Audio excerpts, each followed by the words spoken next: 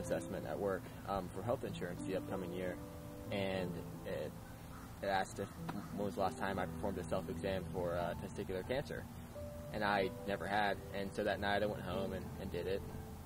Noticed something weird, so the next day I go to Dr. Donaldson in Hendersonville, and he takes one look at it, and he knew what it was, and he wanted to move quickly. So yeah, so it was a real quick process. Found out I had cancer almost immediately, and so we called my mom, and he had to talk to her because I was crying, but I couldn't hold it in.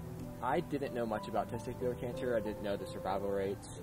I didn't know how they categorized it, any of that stuff. I didn't even know about the treatment, but you know people that have died from cancer, and you know cancer's a terrible thing, and that was the first thing that ran through my head, and that's why I cried so bad.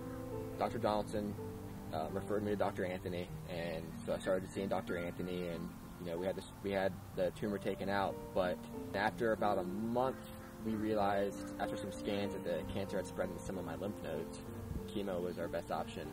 My first cancer treatment was in the old cancer center. It wasn't bad, not at all. But when you compare it to the new cancer center, it was a big change, and it made my situation a lot more comfortable.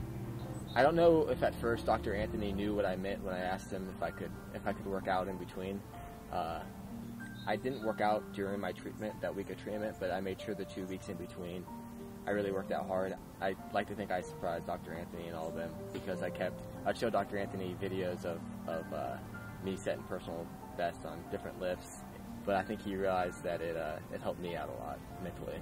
When I first got to the new cancer center, I remember asking one of the nurses, or Dr. Anthony, I forget which one, what the bowl out there was for, because you see it out your window each time you're receiving treatment. It's just right out in front of you. It's this nice garden with this big bowl. When you finish treatment, you get to ring it. And so I think my last week of treatment, I asked the nurses, I said, well, I get to ring that bell.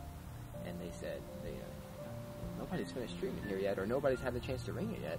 I ended up being the first person to ring that bell, so they had a nice little ceremony after my last day of treatment, where all the doctors and nurses and staff, administrative staff, the cancer center, I mean, they had very personal touch, which is, it's nice. I mean, Dr. Anthony, I don't know if you can be as extreme to say that he saved my life, but I think he did. He treated me like I was family, like I was a close friend of his.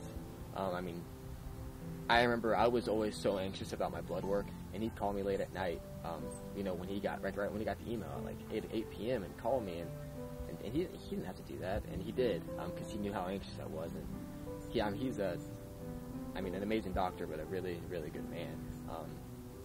Makes me cry a little bit, and the nurses, they're unbelievable, and I want to give them all a hug. They're amazing people. If I could say one more thing, it'd just be thank you to every single person at the cancer center, from the girls at the front desk that made me smile every morning, and all the nurses. So, yeah, thank you.